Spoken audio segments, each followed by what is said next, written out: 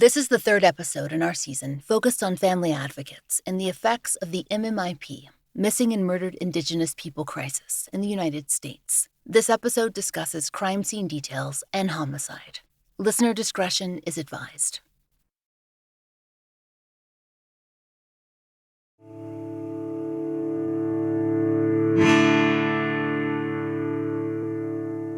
This is The Fall Line.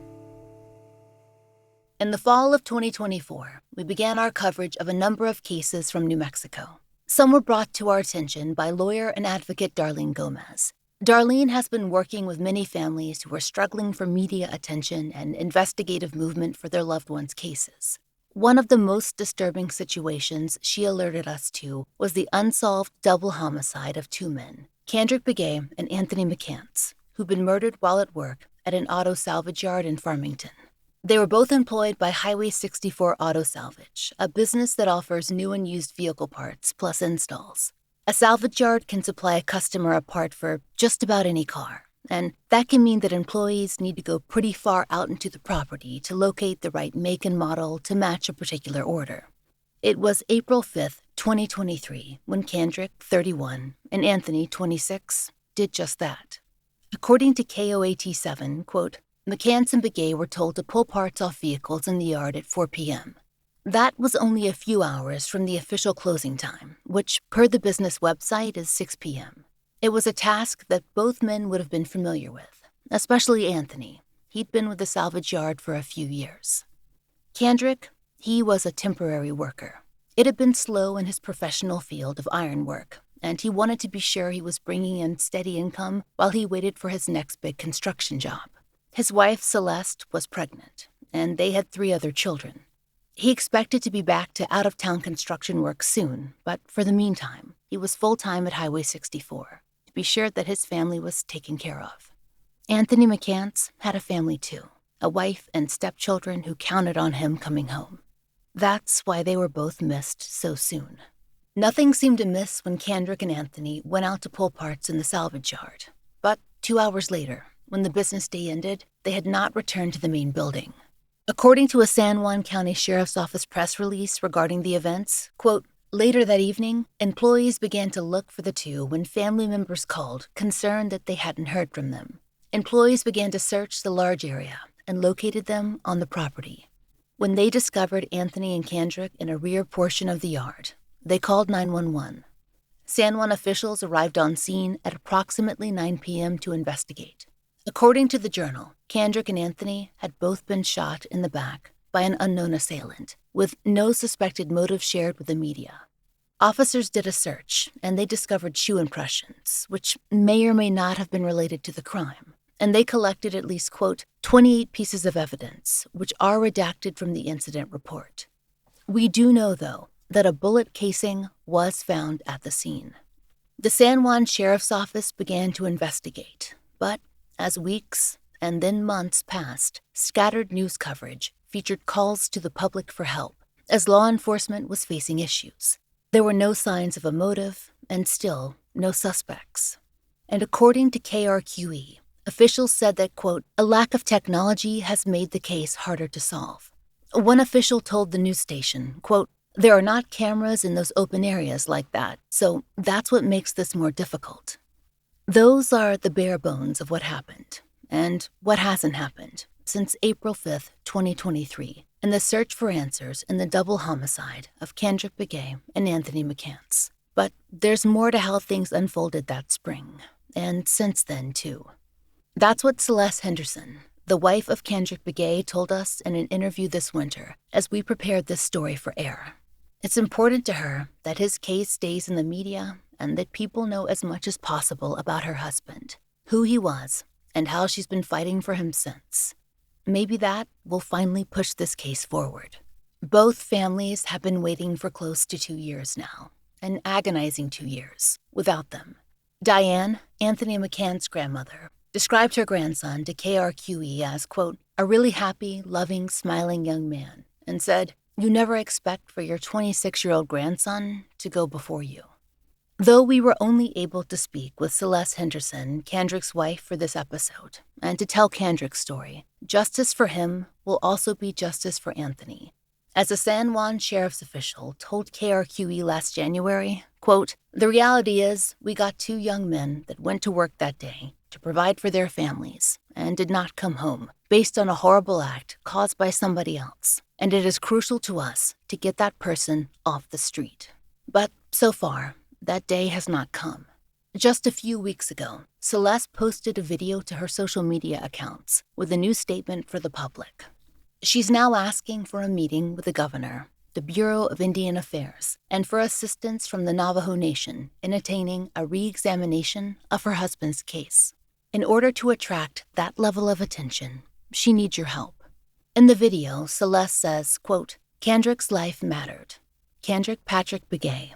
Don't forget his name. To help you understand, we want you to know who Candrick was, to Celeste, to his children, and to his community." Celeste said that she and Candrick met when they were young, barely teenagers, really. He'd grown up in Ticnos Post, Arizona, before he moved to Shiprock, New Mexico, so they hadn't known each other as children. But Celeste told us that right from the start, there was a connection. We met when I was only 15, and we went to high school together, so that's how we met, and just passing notes to each other. I just thought he's handsome. I remember I tried to talk to him, but he was just did not want anything to do with me at the time. And I remember at that school, we were doing an activity and we got separated. It was like an icebreaker activity. We had to go and talk to other students. And I remember going and talking to him, thinking it was my opportunity to talk to him. But I asked him, hey, because the activity was to draw an animal. And I asked him if he could draw a horse. And he was like, "I don't know how to draw." And just turned back away. And I was just like, okay. And I just turned back around and sat back down. But yeah, and I felt so embarrassed because I was standing up in class, trying to talk to him. And he's like, "I don't know how to draw." And the funny thing is, he was a very talented drawer. He drew all the time. I just took it as being rejected. I was like, oh, okay. And he would walk around with a girl, and I didn't notice that at the time when I tried talking to him. So after he rejected me, I used to think, oh, well, that's his girlfriend. Little did I know that was his little sister. And as through time, because we had biology together after that first interaction we had, and then we had biology together, and that's just where it started from, was our biology class. We got to know each other more. So he sat across the classroom from me, and yeah, we just started talking, and I was the one that ended up asking him out after we had exchanged numbers. And yeah, and he said yes, and then the rest is history. We fell in love very quickly. We didn't want to be separate from each other. We were always together. I just remember falling for him more when he would drive his truck, because at the time I was going to high school. My dad was going back to school too, so he would work during the day and go to classes at night. So my dad would come to my school because he'd get off almost the same time I would get out of school. So my dad would come, he would park, he would do his homework, and then he would go to sleep. And then I would drive us home. And so my dad would be asleep on the side, and then I'd be driving outside of Shiprock with Candrick driving right next to me. And once he started staying with me because of family issues at the time, he started living with me, and I live out here on the reservation. So we would ride horses, we would go ride our bikes out, or just go on a hike. And at the time, he had a nice truck, so we would just take drives. But yeah, he was very adventurous, even as a kid. He lived down on the reservation down in Tees, Arizona, Tees Nusbus. And he'd be climbing up those hills, running around. He'd never be inside. You wouldn't catch Candrick just loafing on the couch watching TV. He's always had to be doing something. I was a bad kid, I'll be honest. So I really didn't have much friends. And quite honestly, the things that we did do, you're not supposed to be doing at that age. So when I met Kendrick, he really settled me down. He showed me a different part, like because at the time he was growing up without electricity. At the time, his dad worked out of town a lot, and there is a waiting list to get electricity on, or even to get an electricity pole with NTUA. And I believe he was just trying to pay that off, but they were just to get on that waiting list. So it had been some time because I know here on the reservation, it takes a while, at least up to maybe even a month, to get electricity hooked up. Like, say, some, like my neighbors, for instance, they had gotten a manufactured home. And it took a while for them to get electricity. They had to build the outhouse in the back. Celeste said that Candrick, one of the three eldest children in his family, was used to responsibility. He helped to raise his younger siblings, and he worked hard around the home to contribute to his family. Because Candrick had learned how to do so much for himself, he began to teach Celeste too. He showed me how to dig holes. That was one thing. I don't know what it was about him digging holes. He used to say that, and so at the time when we would fix the fence line, and he showed me how to chop wood and just little things around the house, how to fix this and that. Like, he showed me a lot.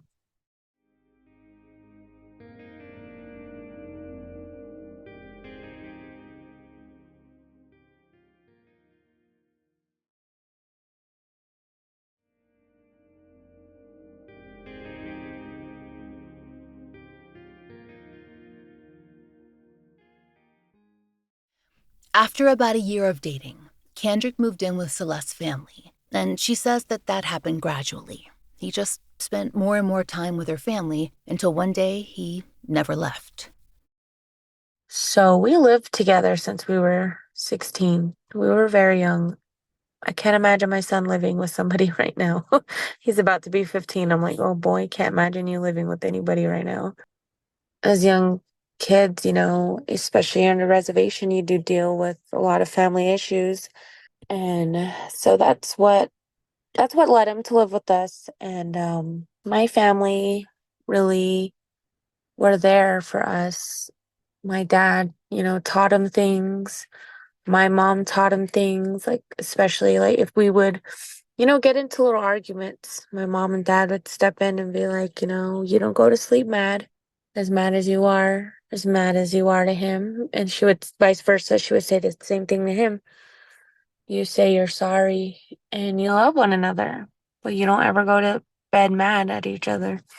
And so they were really there too. They helped us get through our rough patches.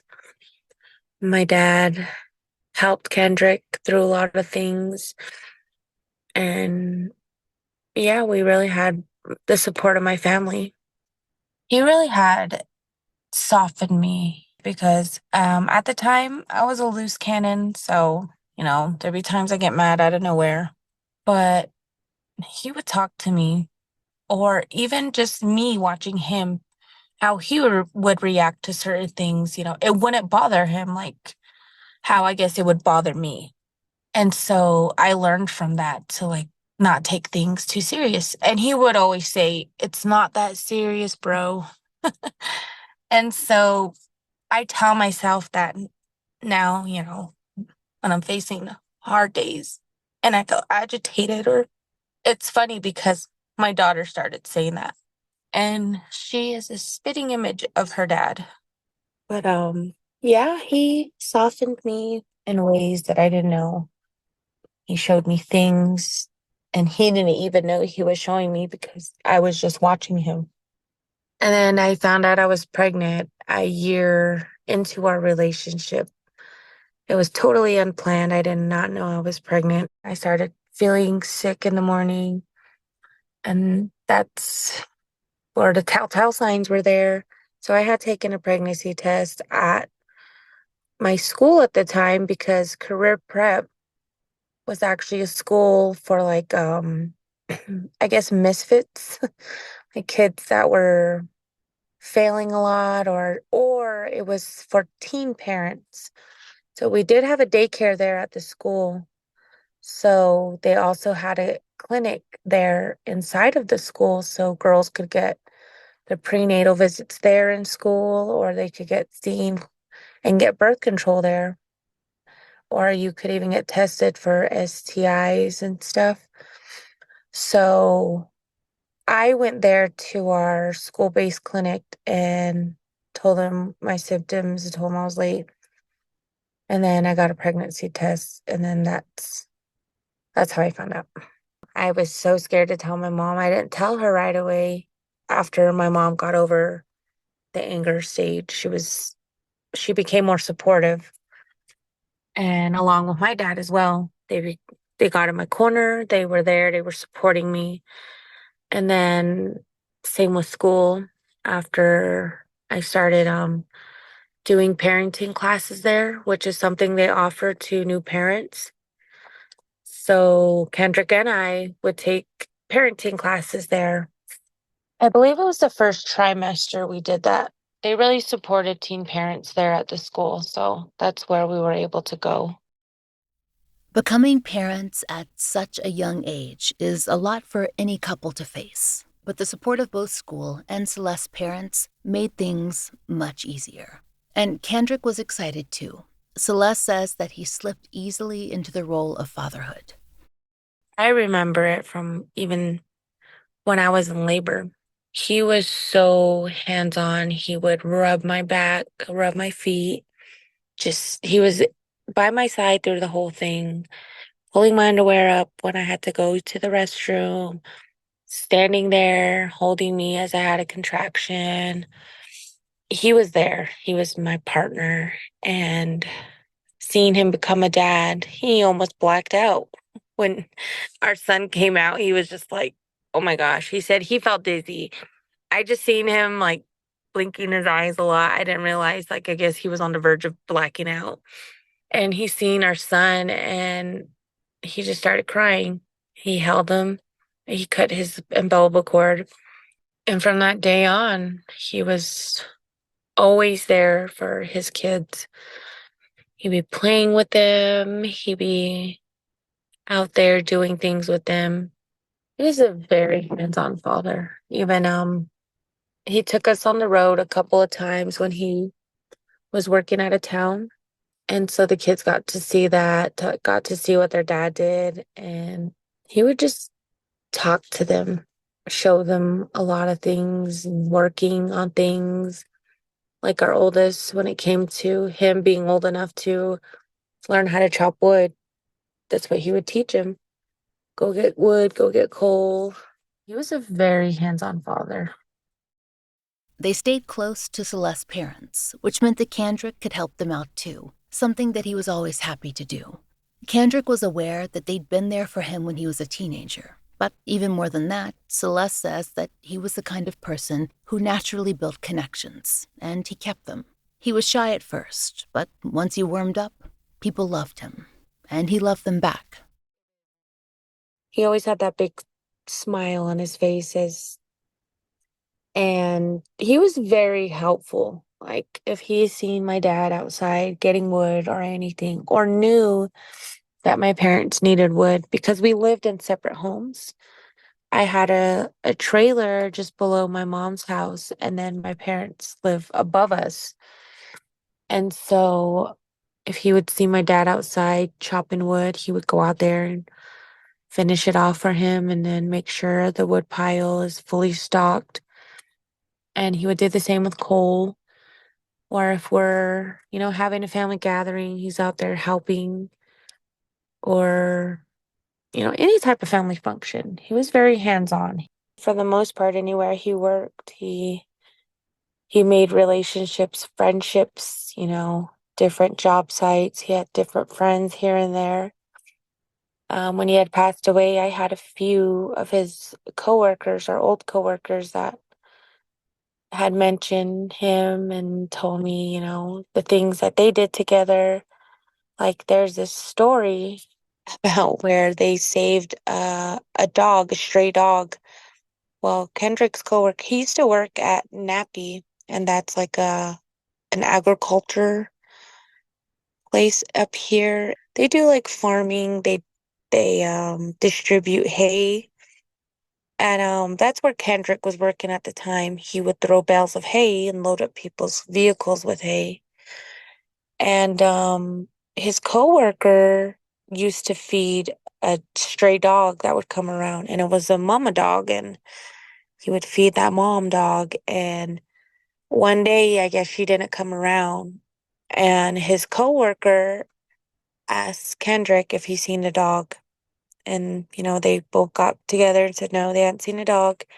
So they both went looking for this dog. And I guess Kendrick had found it behind a bale of hay, and it was like stuck in there, and it was upside down, and it was on the verge of passing away.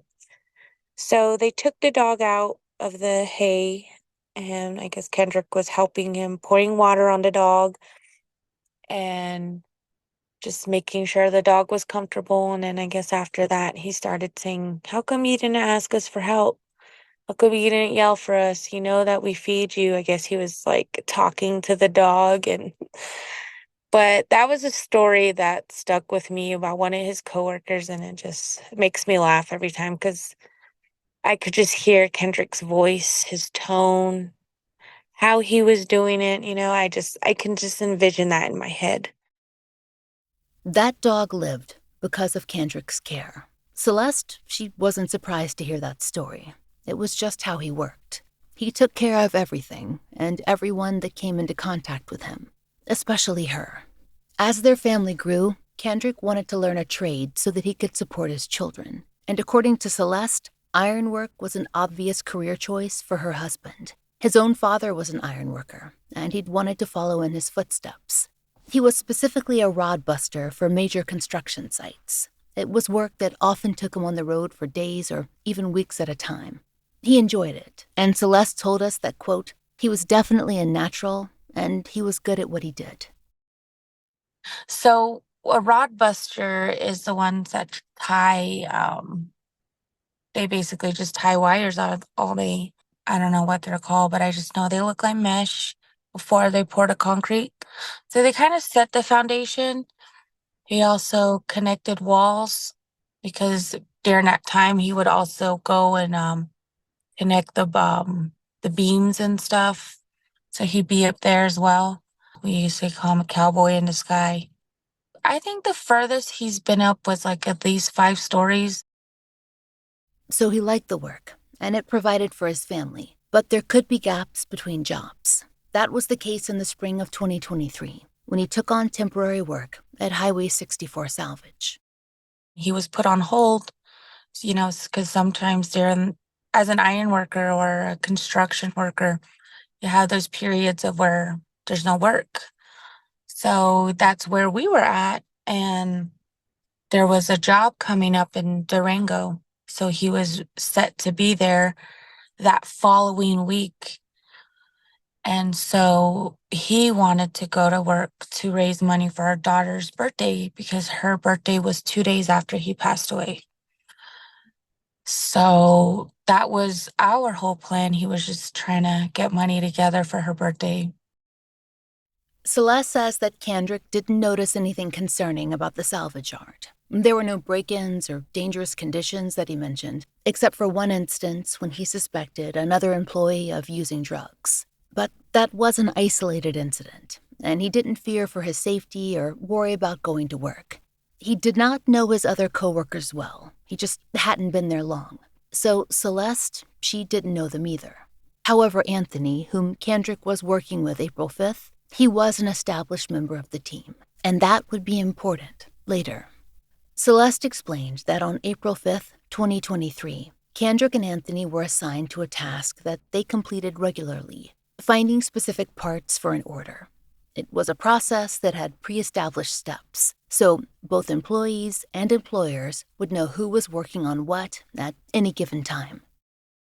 an employee had asked them to pull this part. So they write that information on what part needs to be pulled. And the employees that are going to go and pull it, they sign off on that sheet. So that day, Candrick and Anthony signed off on the part that needed to be pulled, and they were sent out into the yard. Based on local reporting, the part that they needed was on a truck in the south area of the salvage yard, and that's where the men headed. They went in search of it at about 4 p.m., but didn't return. Celeste had no idea that Candrick hadn't returned with the part. She was waiting for Candrick to pull up to the house like he always did. She says that he usually left at 5 or 5:30, a little before the listed closing time for the yard, and that his drive home was about an hour. I had actually tried to text him. It was a little after 4 p.m. that day that he had stopped messaging me. And that was very unusual because we always text each other back and forth. We're always texting each other back and forth. And it just went silent. And I figured, he's busy right now, give him some time. And then as the time went on, I knew that it was quitting time and I still haven't heard from him. I kept trying to call him in that time frame too, and it just kept going to voicemail. So when did you start getting worried? Around 7, because I was like, maybe I'm just being paranoid. I'll just give him some time, because in my head, I'm like, well, he's only 30 minutes late because this is the time he's usually back.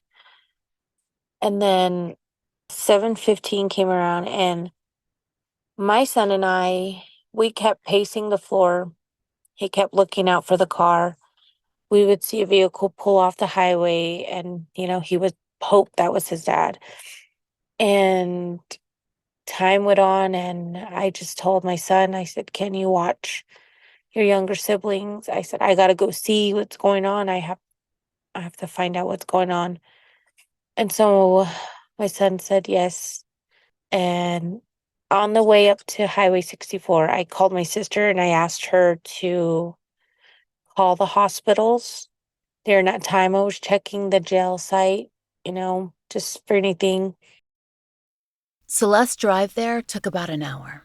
She tried calling the business's phone number, but couldn't reach anyone. And because she didn't know any of Candrick's coworkers, she couldn't reach out to them. So I drove through Kirtland, and it's a little community, a little town. And I remember seeing 2 police officers parked right there by Subway. I drove there to Highway 64, and there was a gentleman, because I pulled up. I was driving a white Ford truck, so I'm assuming they probably thought I was the police, because as I pulled up, they opened up the gate for me, and I seen I seen our car still parked there, and I'm on the phone with my sister, and I'm like, oh, he's still here. And then I looked at Highway 64. I looked at the building, and it was an eerie feeling. Just, I knew something wasn't right. I seen all the employees, and I told my sister on the phone, I said, wait, I said, I think something happened here. I think something happened here at Highway 64. And I drove up. The lights were on in the business. There were employees. There was quite a bit of employees just pacing around the floor. I parked the vehicle. And just as I parked, Anthony's wife had pulled up behind me. And at the time, I didn't know her. So she pulled up and she jumped out, and it looked like she was crying. She was asking these 2 employees where Anthony was. And they said, no, you don't want to see him, were their exact words. I knew something was wrong because Anthony was training Candrick. My heart dropped and I walked up to them. I ran basically up to them.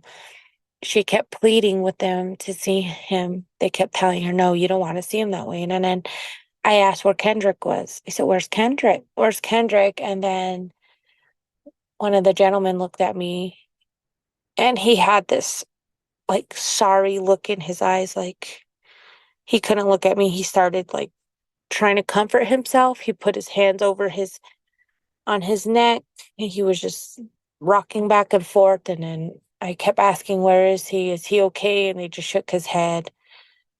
I started crying. And then I just took off. Like, I could not just stand there and take this news. I had to go and find Candrick. Mind you, I was 6 months pregnant at this time. So I took off. I went into the junkyard, and it felt like the coldest night in April. I remember yelling for his name. I remember my teeth clenching, and I was shaking, and this adrenaline was running through me, and I kept praying. I kept praying. I kept praying. I kept begging. I kept begging. And I was going in the wrong direction. And just then I turned around because I had seen headlights. And then I started walking in that direction. And little did I know it was the cops. So I was walking down, and I had met up with Anthony's wife, and she kept trying to call Anthony's phone, and we were walking together. And then she just kept saying, I hope I hear his phone. Like, I hope I hear his phone. Maybe he's okay. That's when a cop told us that we needed to go because we were getting near where it had happened. And they told us that they were closing down the junkyard, that it was a crime scene. So in my mind, I'm thinking, I wonder if a car fell on him. What if, that's what my mind was thinking. And I was just crying. I was just hoping, because during this time, nobody told me anything. Nobody told me what had happened. Nobody. And I cried, and I remember I started calling family to tell them that something bad happened here at Highway 64. Well, I called my mom. And then as I was sitting in the car, someone knocked on my window and said they wanted to tell me what happened. So I got off the phone and I went into the office, and one of the employees that found him told me that they were shot. At first, I misunderstood because it sounded like he said they shot each other. And I'm thinking, like, how did he get a gun? And then another individual came up to me and told me that they were both shot and killed. And that's how I found out. And so I just remember walking out of the office, and I went into the vehicle. And then that's when I called my mom back, and I told my mom that he was dead. I remember that was the words that came out of my mouth. I was screaming to my mom. I remember saying, Mom, he's dead. And I was asking her to help me, but my mom at the time, they had taken a trip up to Idaho. So she and my dad drove home that night from Idaho. That's how I found out. According to Celeste, Candrick and Anthony were discovered because Anthony's wife raised the alarm with her coworkers. As we said, Celeste had tried too, but she hadn't been able to reach anyone.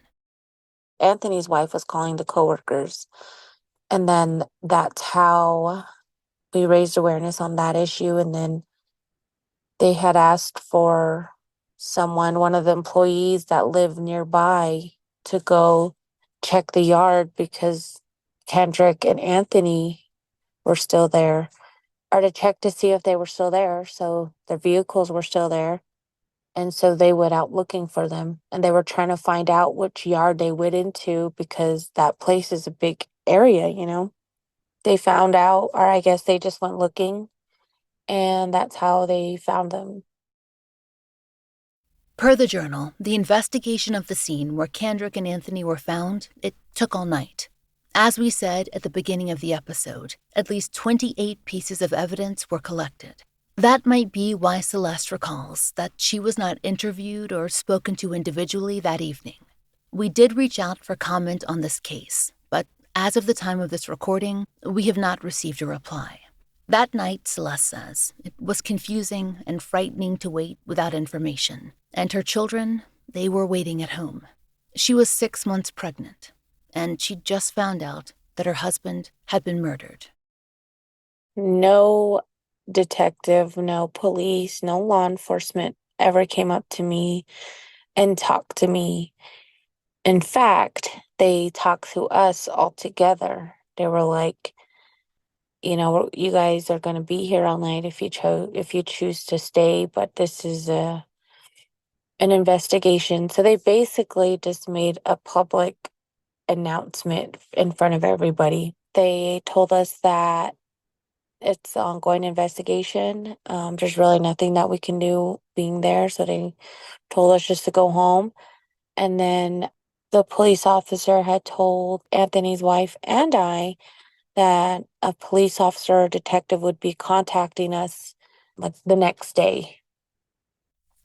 It was Celeste's family that got her home that night. They didn't want her driving alone or telling the children what had happened by herself either. The next morning, she felt driven to head back out and try to find out more. She still knew almost nothing about what had happened to Candrick. I needed to know answers, so I asked my mom to take me to Highway 64 because they wouldn't leave me. My mom, in fact, stayed here at the house with us, and she drove me around. And she took care of me those days because I was a wreck. But she drove me to Highway 64 the next day, and there was still nothing I could do. But the owner had asked us if we wanted to see where he had passed away, where it had happened. And we went back there. We seen the blood. We seen what happened, and I just remember crying. And it was during that time as well, I had to identify him to OMI because they had all his information wrong. I was trying to call up there and I wasn't getting any word back, so I left a voicemail, and I finally got a call back during that time when we were in the junkyard, and I had to identify him, and I gave them the correct social security number. I gave them the correct date of birth, and that's how I identified him. I believe it was the day after, like 2 days after, I believe. That's when we met with the detective. I believe it was 2 days after his death because we went over things and they were, asking us questions about if he had enemies and things like that. Celeste knew that she didn't have answers for them. Candrick didn't have enemies or involvement in anything that would have led anyone to want to come after him. He and Anthony, they barely knew each other. And as far as she knew, Anthony was also a husband and father who went to work and went home. If the motive was robbery, they'd be unlikely targets as well.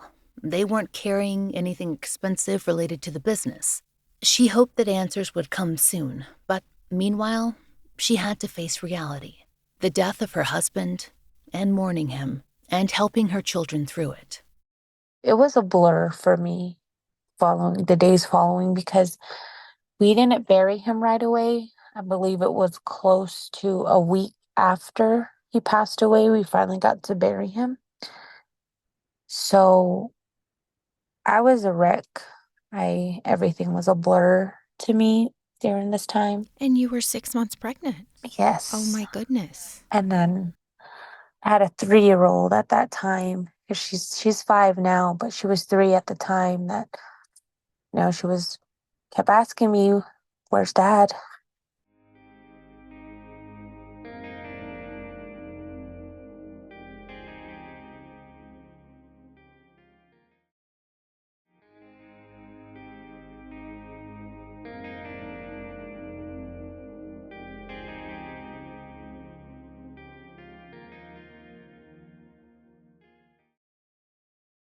As the weeks passed, though, it soon became clear that there was not much information forthcoming. As we noted earlier in the episode, there weren't cameras in that area of the salvage yard. We don't know what, if any, DNA evidence was found. Our FOIA fulfillment did not cover that information, and our request for comment, as we said, was not answered at the time of this episode's recording.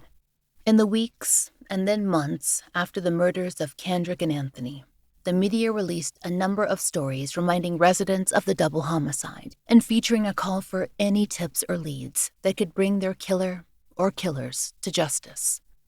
Soon, it was time for an anniversary article on the case, and still, no resolution. But now, nearly 2 years have passed, and that lead has still not come in. Celeste says that her grief is still present every day, but it now battles with an equal amount of frustration. She knows that there's someone out there who could end this and bring some justice for her husband and for Anthony if they simply had the courage to come forward. It's why she made the decision to speak to the media 2 years ago and why she's continuing to post on every social media platform that she can, even when it's painful to speak.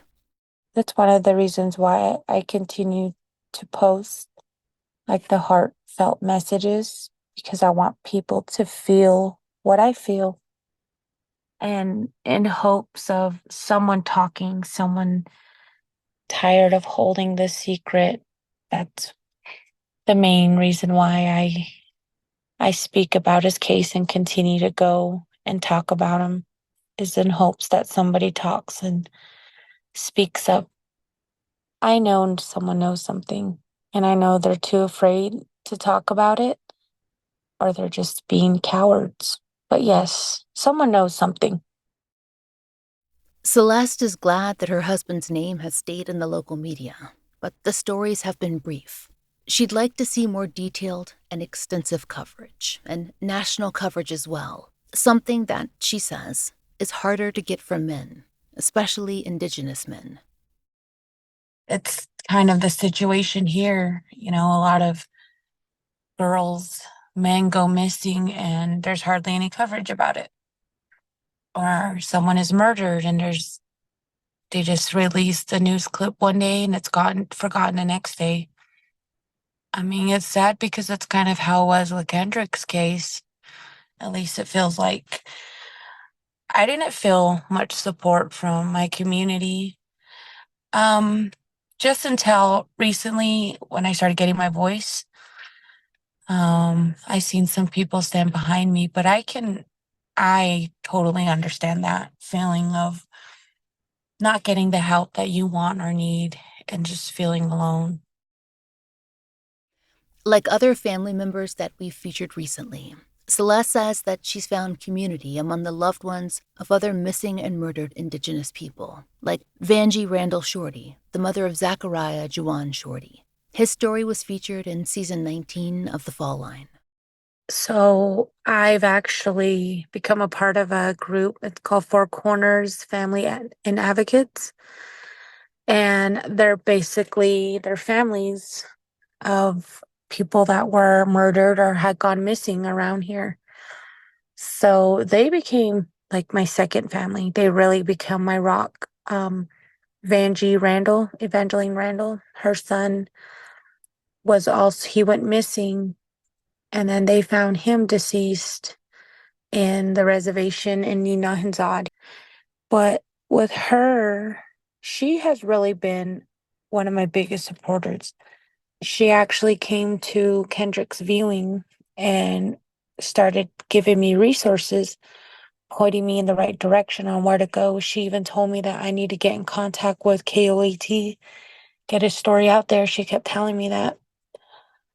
And I really developed a strong friendship and a relationship with them. They're my second family. And those are the families of the murdered and missing here in the Four Corners. We've come together and talk about issues. Sometimes we just cry together, or we just have a meal together. We told you at the beginning of the episode that Celeste wants people to remember the name Candrick Begay, to acknowledge that his life mattered, and to help push for answers that her family desperately needs. Here is what she wants you to know most about him. So, with Candrick, I just want everybody to know that they took a great father, a great husband, a brother, an uncle, a son, They really broke a lot of hearts. That day, they decided to commit this senseless act. All he was doing was working to collect money for our daughter's birthday. My daughter sat there blowing out her candles, wishing her father was there. That's all she wanted for her birthday. That pain is there. They broke these little babies' hearts. And now my son has to grow up not knowing how great his father really was. And it breaks my heart because my babies, I feel like the memories of their father are gonna fade because they were young when they lost him. But that pain is there. They broke a lot of hearts. They took a great person that could never be replaced away. And for what? For nothing. He was my person. He really was. It was half my life that I spent with him, so learning to live without him has been the most difficult thing I've ever had to do. And as far as the case, there's one thing I'm always going to say is if you know something, say something. How can you not hear those gunshots in the late afternoon and question what that was? How can you clock out and drive off the property, lock that gate, and still see their vehicles parked there?